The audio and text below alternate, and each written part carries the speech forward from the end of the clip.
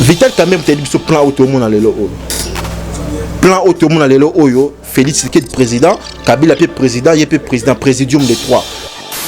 Vital Kamerhe les 11 mai Nazaki na batnaye balobi que il y aura des vérités. Plutôt lingi ba vérité na binoté parce que sur début de la vérité, Félix Tshisekedi a gagné qui n'a été. Dans la possible assembler théorie là ensemble les 11. Tu dis que Félix Tshisekedi a gagné qui tu dis que Vital Kamerhe t'a qu'on négocier justement élection à Félix Tshisekedi après la publication nani Félix Tshisekedi pardon Kabila a résultat Taliboso à travers Bansengé Zaza adjoint et à Corneille Nanga à communiquer qui na Kabila résultat qui a gagné qui largement c'était Martin Fayulu. Il était suivi par Nani Oyo Shadari Félix Tshisekedi na troisième et papa c'est Bomba le schéma Kabila a fait la Bimsa Shadari écoute Anzima qui n'a et tout ça parce que jusque là il y a des choses qui vont rebondir il y a toujours fonds là Congomans Boza a toujours éveillé Mam Oyo il y a 100 jours pourquoi Bazélito comme on a plus de 400 jours pour qu'il ne mener la procès voilà là où les bas blessent vérité années procès à Kamerhe en soi c'est d'abord un procès politique il a eu rencontre entre Kabila et Vital Kamerhe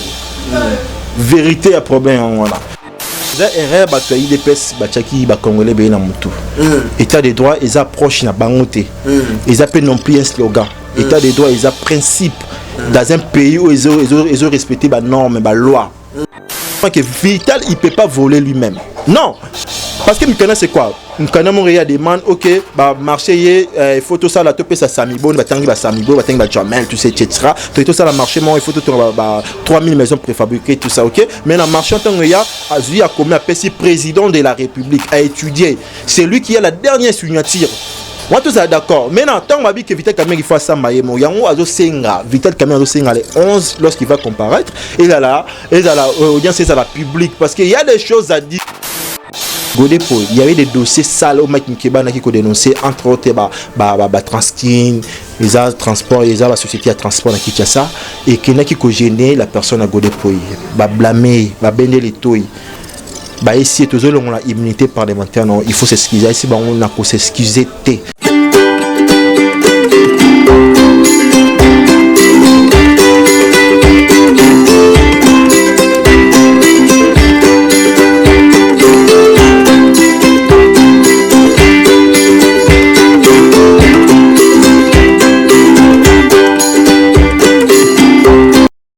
Na balandio bazolanda biso na lelo makambo émission na bino lelo vérité na politique lelo tozo meka ko solo lango par rapport à bandeko ba bengi biso ba remercier biso et surtout bandeko na biso boza na Belgique Canada partout dans le monde bolobi que non Peggy Titan intelligent de la presse congolaise n'a pas signé un grand merci et pourquoi pas un grand merci na sponsor nanga Mariama Camara et pourquoi pas na Yemoko mère Bella de Londres bato tout balingara Peggy Titan Emani qui alanda na Londres Easy Mayele bato tout balingara Peggy Titan mère Chantal na Londres papa Eva Zak. Donc l'élo vérité na politique na kozala ngai moroté na plateau na kozala nandeko na ngai Mike Ndenge ozali éditeur journaliste à presse écrite journaliste à investigation lelo parce que tout le monde a peu maramozo les kanana bosolo na politique na ve na biso na kotanga komboté parce que aza un peu poursuivi parce que biso awa lelo to kosala ka analyse makambo zo les kana mikolo politique à Congo na biso tout le monde a vraiment il faut remelaka ba innovation parce que niveau ba politicien congolais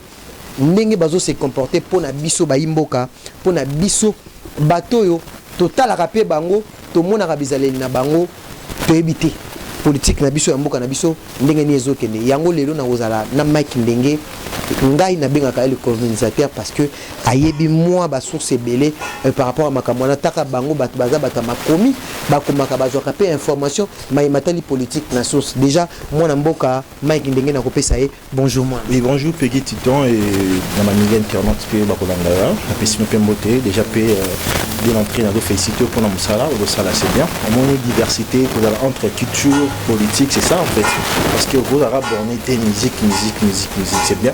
Je pense qu'il a fait si tôt que dans Maran, aucun sincère. Merci beaucoup, moi, Namboka Mike Ndenge, toujours solo là par rapport à ma politique. Tout que nous avons Makambuya, moi, Namboka Vital Kamerhe Masolo, il y a le 11 autre le Bikeo, Babikeno, Ako.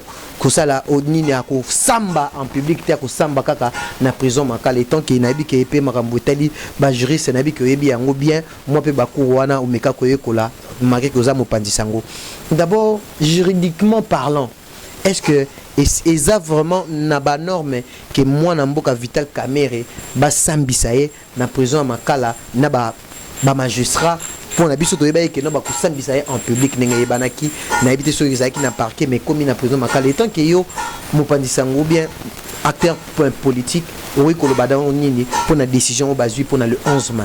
Merci pour la question dès l'entrée.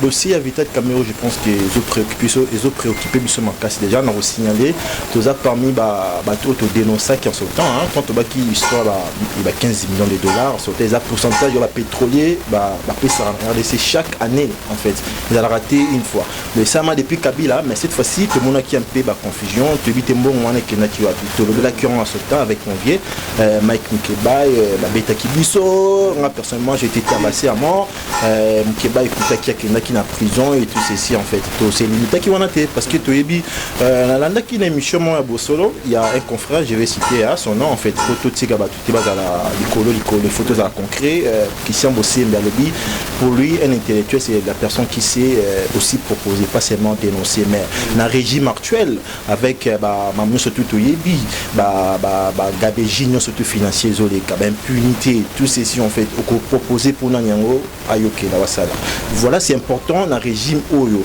wapi détourner basé les bat Oyo baza d'abord Koloba le peuple d'abord mais les ventres d'abord pour l'émission exactement ma vérité je pense que moi j'aime bien qui est état des droits progrès social tous aujourd'hui on voit tous ces gens courent derrière leur ventre lui soit petit peuple c'est bino petit peuple c'est autorité le dossier à Vital Kamerhe c'était quoi en gros pour te comprendre c'est lui qui coordonnait justement action surtout bien fonds qui alloué pour un programme de 100 jours ok mais c'est dossier 15 millions d'introduction dans le bien qui n'a programme 100 jours mais dans le programme 100 jours on a beaucoup de diversité entre autres c'était prévu il faut passer à la maison préfabriquée pour les militaires et policiers côté dans la maison préfabriquée même taxé prix c'était tellement exagéré tout le bas il y a qui il a fait il y a 35 000 $. Vital Kamerhe il y a maison préfabriquée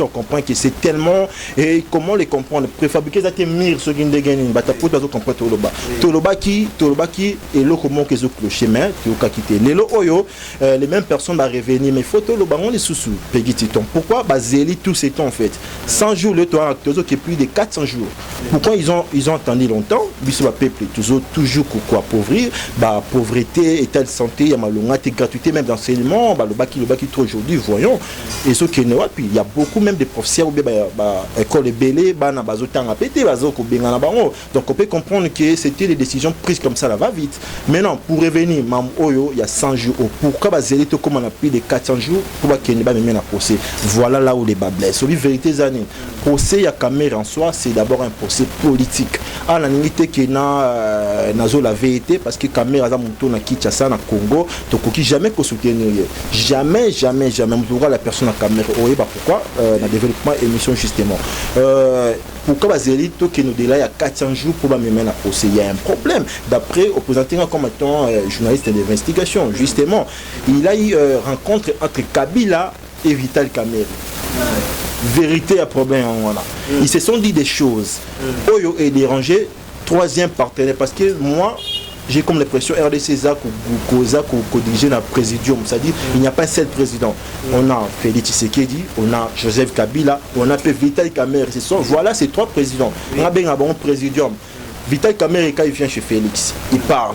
Vous voyez photo ça là si on a une photo belé bolisara na photo justement au monde ceux qui communiquent trop avec Félix Tshisekedi donc aucune décision ne peut être prise par Félix Tshisekedi sans l'aval ou bien l'approbation il y a des câbles bien sûr un directeur à cabinet chef il y a l'administration il y a président de la République OK maintenant on dans la présidium on a ceux qui Félix a eu idée à l'équipe à caméra jugé non et donc ils allaient bien est-ce qu'il y a ça là Félix Tshisekedi pour Banzima à penser moi c'est ça le problème parce que à préparer 2023 on ne peut pas en vouloir rien ambition politique c'est normal la tête que président il y a un parti politique à ambition pour 2023 mais il fallait qu'accompagner nos moninga bien au moins c'est là que casser Vital Kamerhe par rapport à la vision naïe moi Maël on comprend déjà donc c'est ça les problèmes pourquoi vous êtes là qui nous délai de 400 jours Mamou Babazo reproché c'était quoi il y a 100 jours, non? Bon, les qui a loué, ils ont entendu normalement des sauts de moutons, construction maison préfabriquée, il fallait que ça la même des routes, il fallait que régner des routes la site qui font na route voilà. Moto millions de frontières, ça bon il y a biso congolais contre congolais. Yo nangai, maman a te karangu bana coin, wa te karana wenze, 10 fois 100 fois locataire, on ne peut ça on est à la fond public na biso. Bon et bimana ya Félix Tshisekedi il y a Vital Kamerhe était papa na ba mon tatine ba héritage bon voilà, mutu mo te. Les ambon yo nanga na ba biso. OK? Maintenant pourquoi ils ont tendu à ce que les au-delà il y a 400 jours pour bakina mais on a posé on a pesio et puis une intelligence nous comprendre que il y a un problème. Maintenant, problème on biso Congolais talibi sauter. Aucune élection on a déjà na se présenter autrement. Moi je suis résistant, je suis journaliste, éditeur à presse écrite, journée dans la paix pour présenter des missions, pour YouTube, pour la large diffusion, justement pour la bataille bandapé. En dehors de cela, Nazar résistant dans l'esprit et puis dans l'idéologie.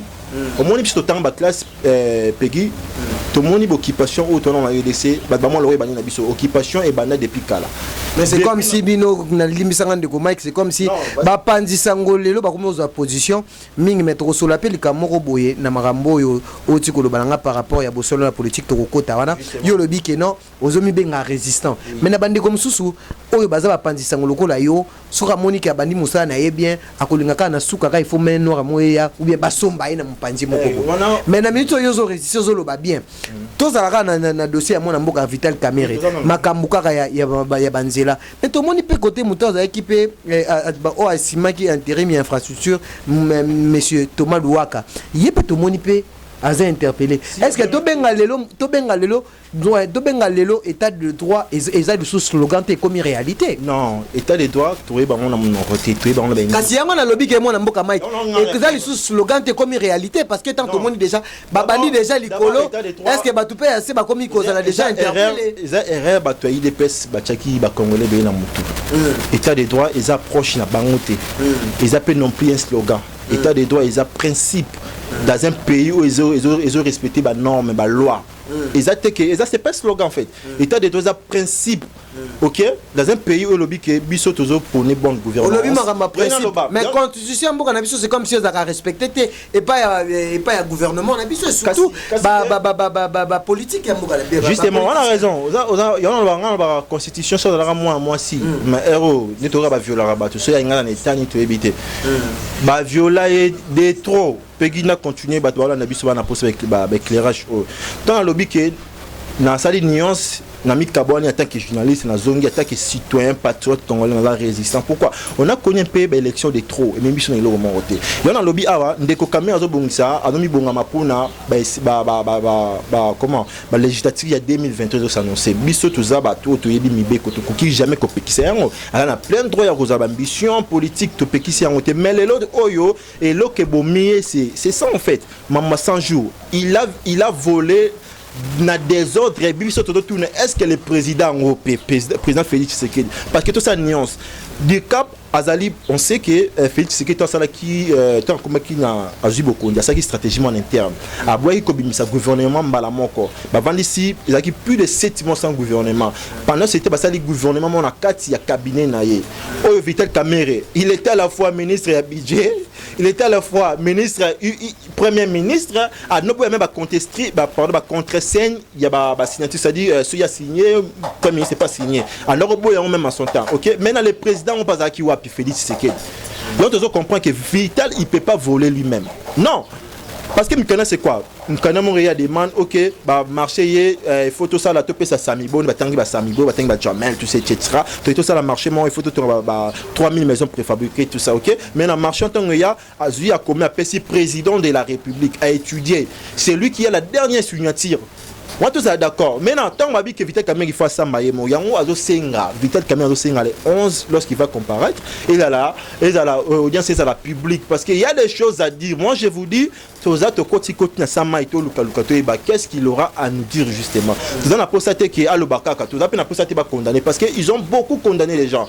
Noli o ilunga zaki ministre de santé a détourné mon akekuna a plaidé coupable tout ça ba pesi ba condamné ba c'est que moi je dis que kimingai ba condamné à travail forcé nini wana plaide wana ezala ana kichese ezala kutu non te ba législateur no ba sunga fondement nango ezala na poto ça dit quoi tant on yibi 10 000 $, ba condamné pleinement peine mort travail forcé, ça dit tu es censé ba PCM il faut ça la musala sala ngoka pendant 10 ans l'état récupérer en bon noli wana noli ilunga wana ba PC peine ya travail forcé azana gomba na gombe azongi simbongo ya l'état te yomona que eza approche mo betolinga ngono mte ce qui vite quand même la condamner il faut pe à remettre azongi sambongo abiso ba kongomani ya yo ya ngai na ba condamnation ya 10 ans parce que ça s'annonce que tout le monde déjà Soro na Côte d'Ivoire il pas condamné tout ça OK il pas se préparer pour la 2023 tolingi condamnation qui est au-delà de cela bazongi sambongo na biso yanga na bino na yo na pegi ezaka te condamnation non yekosuka na te OK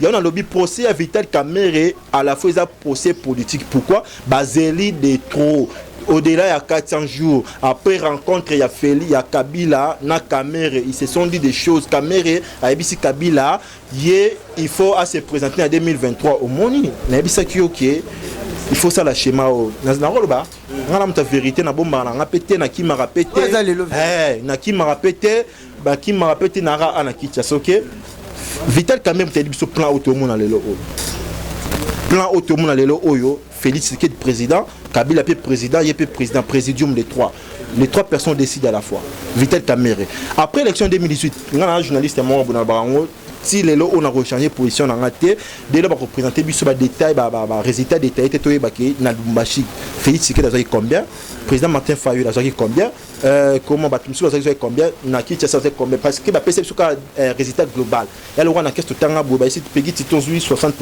mais la précision était na français azaki combien au moins il y a 6 espèces qui biso to parmi c'est là pour na libumuté to rolanda te pour na libumu parce que on dit qu'aujourd'hui les ventres affamés et comme c'est un peu le ba ki zengi on les dit na kolobaka toujours il s'est passé quelque chose autobégango hold-up électoral Félix Tshisekedi pour moi parce qu'il n'y a pas de preuves des indications fortes prouvant qu'il a gagné qui le parti le muta remporta qui élection c'est Martin Fayulu je ne peux en aucun jamais changer bon tu n'as pourquoi le lobby bon affirmé posant ma preuve c'est bien réfléchi sur mutabatu va réfléchir bon et pourquoi dans le bon batu o surtout autobang na kalake Félix Tshisekedi da konyo comme Kabila salebo lelo ba indication ba maye ba raisonnera bon tu sais bien que gouvernement tongebima oyo ba ministre ba ko budara Félix Tshisekedi voyez aujourd'hui ministre il y a fonction publique aza issu ya IDPS Diocap adjoint il y a Vital il y a Félix Tshisekedi et Berand Asali correspondance a signé a sengi na ministre il y a fonction publique a rapporté ba nomination salaki na ba secrétaire général ministre a boya bingai na koyoka loi nzambe na koyoka ordre ayoti Diocap a boy a notifié ba secrétaire général entre autres ba secrétaire Okito tout ça la fonction publique ba zongi ba surtout a boudé les auto rappelé ba tout j'ai Kamine papa Kyungu ba normal ceux qui combien année il travaille pas à d'autres travailler ici les lots depuis tout le monde a ordonnance azaki on est interpellé obi na Kyungu te nam te Kyungu a interpellé tout le monde balobi c'est notre constitution qui le dit ordonnance le président article 119 de notre constitution le président a eu si wazia il y a ordonnance donc ils ont signé kotara na exécution mbala moko dans l'immédiat la raté là sera signé tout ça maman koti mais depuis a signé ordonnance que Kyungu kotana na Jekamine na ministre de CNCC sur ça la raté ministre Aboudé ba indication pour vous dire que Félix Tshisekedi n'a pas remporté les élections na une preuve donc je vous dis procès à Vital Kamerhe tolingi ka condamnation te tolingi pi bazon exception bon parce que to binenge les cas plaider après par ba condamner 5 à 8 ans ba mbonge belé wana ka bana ba leur non pegi na tiko pour poser question merci beaucoup to le bel attention politique to monaki Jean-Marie Kassamba face ya papa na biso Nain Mukuna Pascal Mukuna est-ce que lelo ndeko nangai est-ce que toko kipe ko regretter le président Mobutu parce que par rapport au gouvernement et à l'élo, le président sortant Joseph Kabila, balobi qu'il a fait rien à Sali et l'eau comme côté. L'élo qui non ceux qui babi qui non l'élo n'a pas bateau tout bas gouvernant biso. Nous tournons nous qu'on fait ça merci. Parce que tu regrettes pas Mobutu pour naïo. Excusez moi répondre mon parce que tourner. Pour balobi que Joseph Kabila Sali et l'eau comme côté na 18 ans à Sali. On appelle dans la vie dans paix ça. Tu posais question très importante avec un peu emballé concernant procès les 11 mai. Il va changer qu'il fallait qu'il y a à comparaître na tribunal moi dozongi moi si maman na zonga maman qui pour na tout répondre à ma question va changer parce que d'abord ils ont la mesure où il y a entre autres distanciation sociale mesures barrières et tout ceci Vital Kamerhe est 5 procès à la publique. Mais la forêt n'est plus dans ma cale parce qu'il va délocaliser et commune kuna et ils allaient un peu passer sur la partie sans côté vraiment parce qu'il m'a pour dire que sous procès à la publicité parce qu'il y a un coronavirus. Mais il va comparaître ces 11 mai. Il y a un petit lobby à Congomani, Congolais, lobby. Condamnation cette fois-ci il faut pas zoner bon on a vu parce que ça fait de trop au ibino 20 millions de dollars OK il va condamner 10 ans 20 ans au fini ba magistrat tout ça va pécio OK liberté provisoire OK kuna bon et ça fait de trop et ça même sur le plan de la moralité ils ont enseigné batunini boyi baka ba condamner yo 5 à 7 ans après OK kuna mais 20 millions tiki na famille non on avait pris Vital Kamerhe, moi je l'ai dit, parce qu'on va faire des articles appropriés pour dénoncer quant à ça, ok? Vital Kamerhe, les 11 mai, Nazaki na batunaye balobi que il y aura des vérités. Plutôt lingi ba vérité na binoté parce que sur début la vérité, Félix Tshisekedi a gagné na été. Dans la possible assembler wana ensemble les 11. Tu dis que Félix Tshisekedi a gagné, tu dis que Vital Kamerhe ta kene ko négocier justement élection Félix Tshisekedi après la publication nani Félix Tshisekedi pardon Kabila a résident à Liboso à travers Sengé Zaza adjoint et à Corneille à communiquer qui na Kabila résultat qui a gagné qui largement c'était Martin Fayulu il était suivi par Nani Oyo Shadari Félix Tshisekedi na 3e et papa c'est Bomba le schéma Kabila a il fallait bimisa Shadari écoute que écoute Nzima qui n'a et tout ça parce que jusque là il y a des choses qui va rebondir ils ont toujours fongo là Congomans Boza a toujours éveillé pendant ces confinements tout peut arriver les ceux qui m'ont bardé pays n'a pas intervention France kuna coronavirus c'est les qui vont tout États-Unis tikuna muna mtu za préoccupé na pays na lelo Kabila il a fait une sortie na niveau ya Tchang ayebi que les Congolais bazala un peu bazala ba Congolais bazala minute bazala un peu dépassé oui Kabila muna na TV il y a moni réaction pour lui sur na plan communication ça donne une bonne ça véhicule une très bonne image de lui Alex Alibana qui moni batango bandolo c'est ça la sortie ya Kabila dernièrement na Tchang et ça très bien calculé bi wana bazala ebele to ba roya ba royo ba ko palpiter ba no ça ba belé la ye China Rambo maintenant pour lui avec disons pour l'image des marques n'est produit qu'il est aimé Kabila n'est pas aimé Akeba biso toujours à la touche on a on regrette on peut regretter aussi Mobutu moi je dis aujourd'hui après on peut regretter le gouvernement après Mobutu on a connu Kabila le père on a connu Nani il y a moi na Wazali Nani les prédateurs Kabila et puis tout le monde Félix Tshisekedi maintenant on a répondre pas si nabiso comme ils plus pire je dis surtout ça la comparaison pour voir si ça va me mais tu es bindingi ba papa ba lobara tout ça mais sinon on va personnellement on est bien sous bataille sur tout ça au moment ce tali pouvoir il y a mon bout comprendre Kabila le père il avait de très bonnes intentions pour l'amour na biso malheureusement à umna qui l'ont il y a une question continue il y en a d'autres qui il y en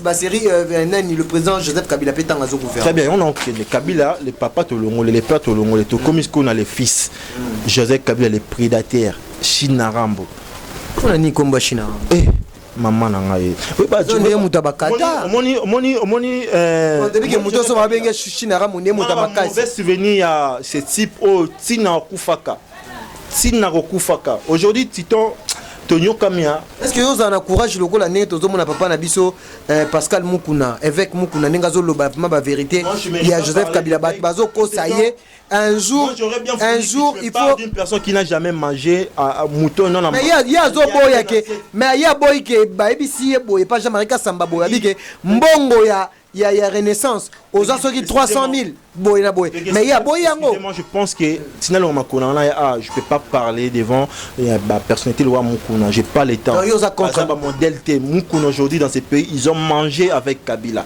a Kumisa Shadari a Kumisa Kabila les malfaiteurs a Bomisa Baturossi Chimang aujourd'hui même papa Nakufa Kinda lelo il y a des choses qui ba souvenir c'est dans ma bête trop temps ba komi pe sangakanda ngana tanti na mambu ya Mukuna je n'ai pas ce temps.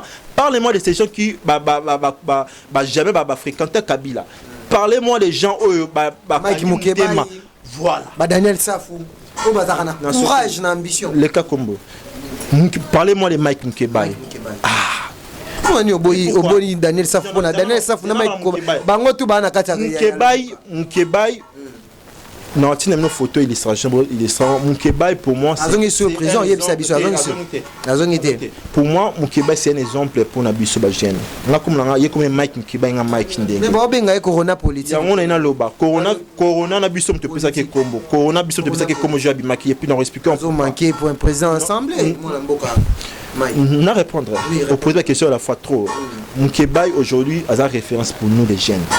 Nga Moukeba na tala na classe na GD il facile que na tala Moukeba à son temps à ça la papier mon bon na CNews na journal na presse écrite à lobby azo dénoncer ba député ou ba siéger na assemblée nationale ba Rambo atanga ba tout ba kufa nani ba papa nani o Katumba Mwaki atanga ba tout sorte créer là ba problème il est resté constant il s'est bâti Moukeba il a créé son image à Kenda il a commis député gagnant des sièges nationaux à Botele national Pesango Molendo Sakom et là créé les problèmes mais ce sont amis respectivement c'est un grand ami à Vital Kamere un grand à Molendo Sakom mais devant les valeurs on n'a pas d'amis c'est un ami d'enfance depuis ami à Kala ok azo exceller dans le domaine moi je suis dans la politique un jour à mairie pour ambition politique on a peine à mairie ambition politique de se retrouver mais devant opinion tozui tozoyo kanate il y a comme grand poète il y a comme député comme ministre on a tikali na ces députés toyo kanaka raté c'est ça des grandes personnes Moukeba ti sikoza locataire na lingwala bato tangela ngana moi je vous dis ngana mta polele baza sima basuma lopango basuma lopango tous ces gens il faut pas me citer les noms na otango aider yombe ne me parlez pas de la personne qui Mloura Eliezer Tambo Mloura j'ai pas le temps pour parler de lui ce sont des gens qui kename ko défendre FCC comprenez. Parlez-moi de Mike Moukeba. Encore une convocation pour Mike Moukeba. Oui, encore une plainte. Pour nous parler de cette plainte, moi je pense que MC Yangarande Moutezo ou Melamonké, c'était pour ça. Ils ont manqué président et assemblée. Ils sont d'abord députés provinciaux. Comme manqué, c'est quoi Moukeba Gabakanga qui est en prison, sali 9 mois en prison, Yamakala. Oh, le communication qui on a belé tout ça. Il était malade à Kanga Moutema. Biso to yeba ki ba neto apemi to bi ki ba proche to apemi neto ki abela ki matikol ba on a TV te ko na bela ki to tikala jamais kolon parce que ngeza point faiblesse ta ba position ka si ko ba olela lela Moukeba aujourd'hui plainte encore une fois une énième plainte c'est quoi Koko tene na makala cause à la détenue parce que c'était pas une condamnation aujourd'hui ba juridiquement to respecter ba concept OK Koko tene c'était quoi azaki na combat mon na kati ensemble provincial yena godé pour combat personnel en ce temps na carte ba siège na assemblée provinciale ils ont ba côté moko ba réservoir pour na ba chef coutumier ba on va qui dans élection té ba pesa chaque province il y a chaque ville net ya Kinshasa ils en a droit il y a 3 si ma mémoire est bonne il y a 3 chefs coutumiers ba qui n'a complété maintenant na 3 les ara na article il y a na bosania on a règlement d'ordre intérieur il y a une assemblée provinciale ils ont la norme il faut pas respecter ba chef coutumier faut pas battre tout yebi bango mais godé pour que na recruter ba chef coutumier là c'était le premier bémol Mike Moukeba a dénoncé Kiango et créé un problème c'était ça né un problème mais il y a confrontation pourquoi godé pour il y avait des dossiers sales au Mike Moukeba qui ko dénoncer entre autres ba Transkin les a transport les a la société à transport à Kinshasa et qui ko gêner la personne à godé pour ba blâmer ba bender les toy bah ici toujours on a immunité parlementaire non il faut s'excuser ici bah on a pour s'excuser pour la population à servir pour la bien on a pour s'excuser godé pour la bête à gazon à lever immunité parlementaire sans pourtant attendre et même na peut article au gros mais il faut s'exprimer droit et à défense Moukeba n'a jamais été entendu bah précipité bah lever immunité parlementaire bah lever na mamboka justice bah qui bah condamner bah qui bah même à qui comparaître na tribunal la grande instance ko kinebe ka qui poisonga après mama cheminer qui makala c'était comme ça tant qui a ABC biso bitumanga na godé pour ce que sengi na coûté vinanga na osalango avant kende godé pour suspendre un azoraba émolument te bambongo te quel est ce député à signer à konzima ngo pour l'intérêt ya mboka anzima un Mike Moukeba tilelo azota 10 francs ça me penser azongo te anzimi aki makala ki yibo au-delà de la passion de député provincial, il nous a fait démontrer comment même Makala, la population est belle. Il commençait à être journaliste de Makala. À lui, ma population, il a condamné à 17 ans, 15 ans, Makala, il a dénoncé. Et puis, c'est comme sous témoin gênant. Ok? Bah, continue encore une fois. À ça, 6 mois, 7 mois.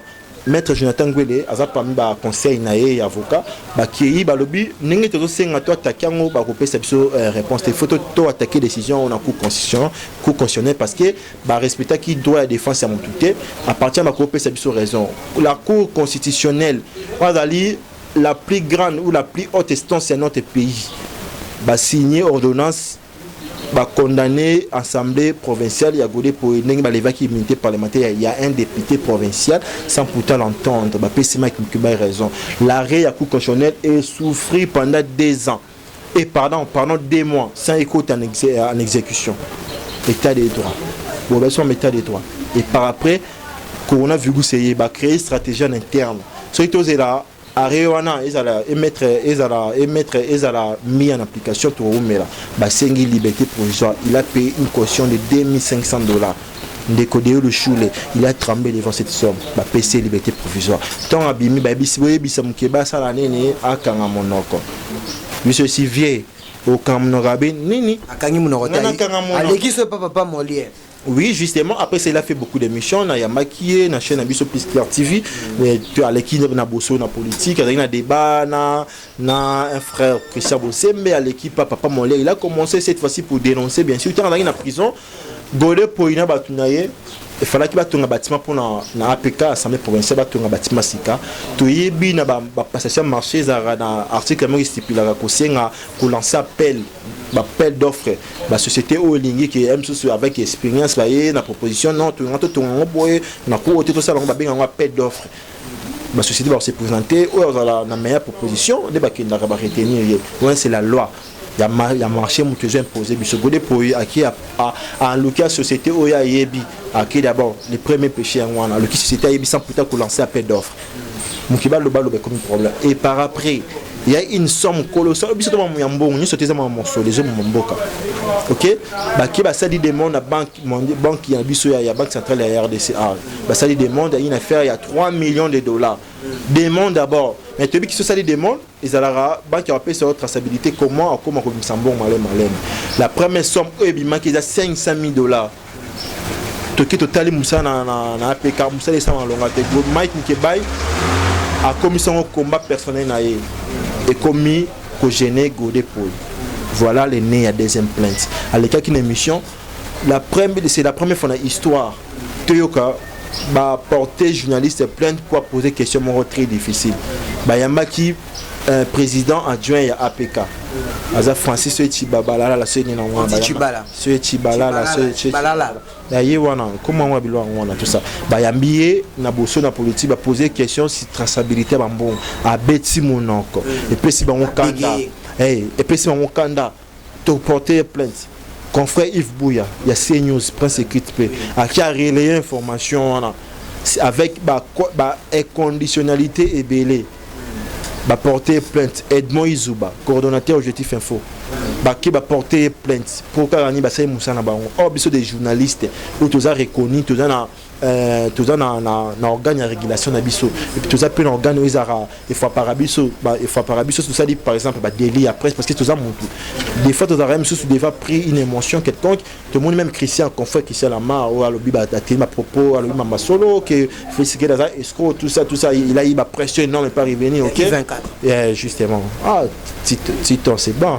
c'est pelé donc au monde a tenir à propos et déranger pas tout ça donc bon il y a s'excuser pour n'abîmer que parole ils ont qui déborder et penser les gars qui me sous parole donc ils un peu excuse-moi très ironique il faut comprendre et puis quand il dit par ma propre gré ma propre initiative tout ça à l'autre à la papier c'est un communicateur Pénine, on a peuple population, il y a peuple RCD, sur la RDC, sur la RCDT. Peuple RCD, dans s'excuser, tout ça, sur la RDC. À présenter, excuse-moi, ironie belé. Donc, pour passer, ce sont des journalistes même biso to da frappé na UNPC les abisso les organes ou les camarades biso la journaliste surtout ça des mois après ce qui kuna baganga biso faut pas ça biso suspendre biso après ça biso suspension 5 mois que c'est musala mais les oyo journaliste a commis ce qu'a lobika Tigran des grandes instances un pasteur godé pour pasteur c'est une honte c'est ma honte c'est une honte pour un pays autobaki lelo oyo obaki état de droit mon répondre au comprendre qui même ba indi ça qui état de droit et un musika. Merci beaucoup mon amboka Mike Tokomi Nasuka mais question oyo son a tunyote bana mboka ba Hollande biso partout dans le monde toyebi que guerre na est du pays na biso et umeli mingi et umeli vraiment mingi et umeli mingi mais tout le monde makambo yuti ko sali mana parc avion en tant que mon amboka et puis question na biso suka pour na suki ça avenir à IDPS avenir à IDPS devenir à IDPS na UNC est-ce que ba continuer lutte na bango bien ba continuer combat na bango o ba sala ki combo bloc na bango ba sala ki cash d'abord répondre d'abord na ba imboka li solo oyo ya est du pays makambo sami na parc Virunga et ça problème politique parce que Kagame tilelo ara na Union africaine mais makambo c'est comme si ba mekaka kozwa solution na mamonte tala na sur oza mona mboko mona ki ba image ndenge nini ba bomi batu na parc na biso ya monene parc Virunga et pas ba Rwandais to benga ngo affaire politique to benga ngo ni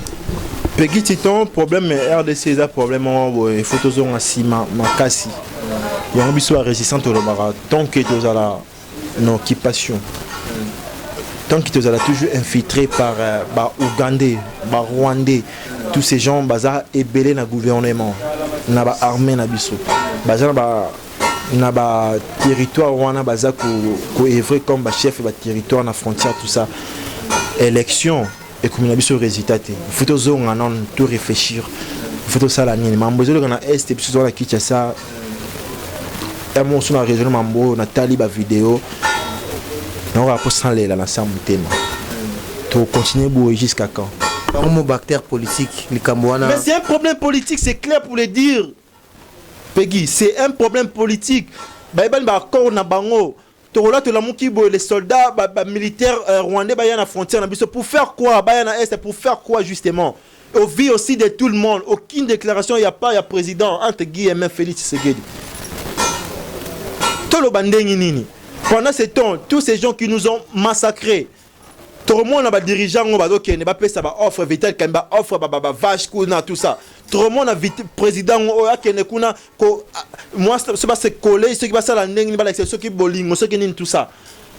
Tout le monde est Kagame UDPS militant UDPS loba les trop finga ndenge surtout. Kabila zonga na Rwanda tous ces non appellation surtout. Aïe awa pendant babsek ya nini ya défunt justement Tshisekedi. Kagame Maza applaudi en RDC. C'est au vu de tout le monde. On n'a pas un président. On doit se questionner justement en fait. C'est un problème politique. Ngai Naza de cette vie. S'il faut faire la guerre, il faut le faire. Au nom de sauver bien sûr notre patrie.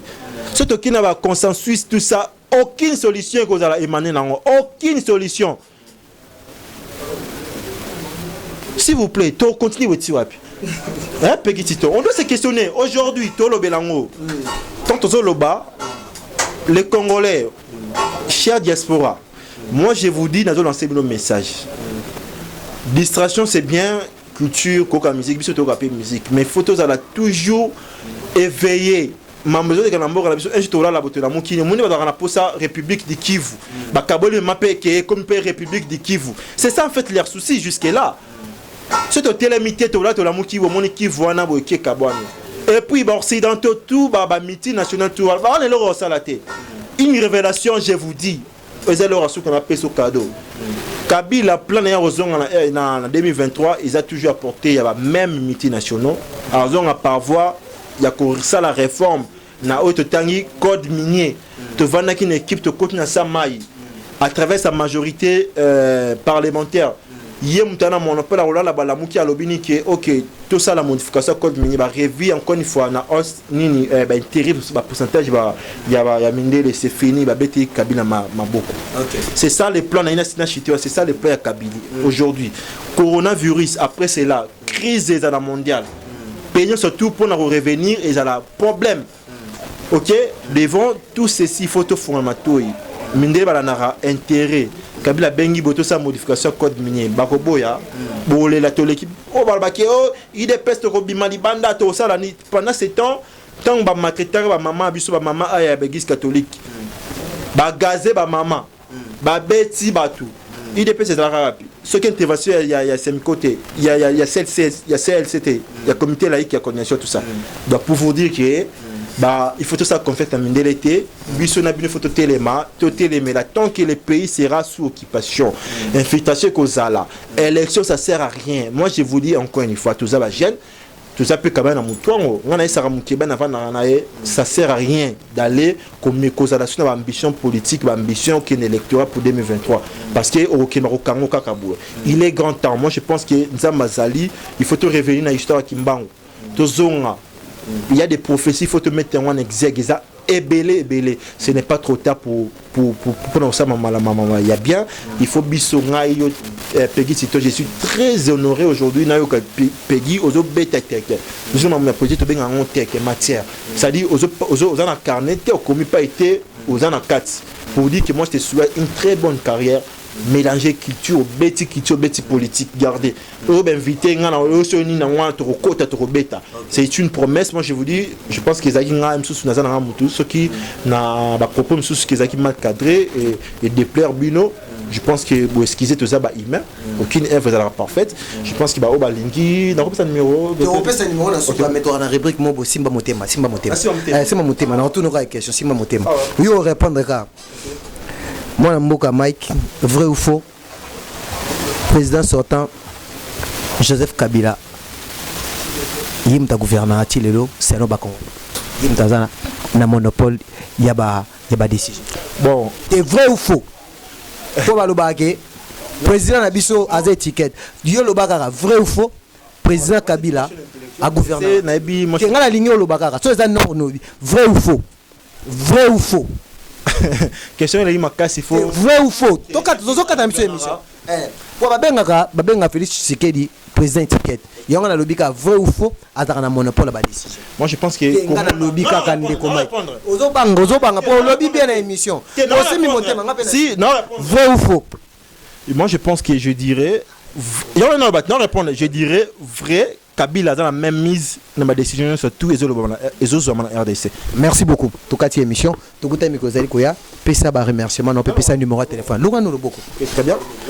Donc moi je pense que Milène la personne mboté Milène internaute, je pense que ceux qui n'avaient pas bolimbisa pour même sur la suggestion, la critique tout ça pour nous rosa remarque na na piste 243 81 70 80 729 je reprends piste 243 81 70 80 729. Merci beaucoup. Comment on bengi les signataires? Comment on bengi les Mike nani les résistants? Ah les résistants. Résistants bien réfléchi. Bah tumba bilo tout ça. Non. Biso tout ça to même résistance en interne parce que dans l'histoire française, na occupation allemand, on a tout ça et c'est là qui une bonne résistante pour na benga na bango. OK?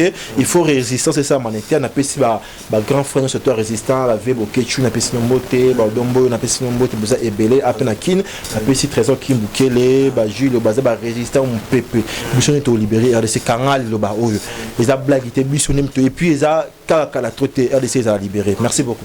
Merci, on est à la fin de notre émission Lelo Vérité na politique. C'était là notre frère résistant donc Mike Nzingue donc niveau to beti masola politique, il faut zara pegi titan. On se retrouve à la prochaine toujours awa na même chaîne Lelo Makambu. Grand merci na bato tout bazai qui on a derrière la caméra, na régie finale le prof, merci beaucoup na sponsor nanga Mariama Camara et pourquoi pas na bato tout Emani à Londres, ma mère Chantal, bato nyonso bozo linga fama mikolo yo pegi titan. Na pesi un grand merci na mère Bella, na pesi un grand merci na yo, un grand merci na Jolili Atala, Claire Bobo la bato tout bolinga donc beau consommer une vidéo na biso tozaka na besoin ka bo aimer yango bo liker yango. Merci, bye.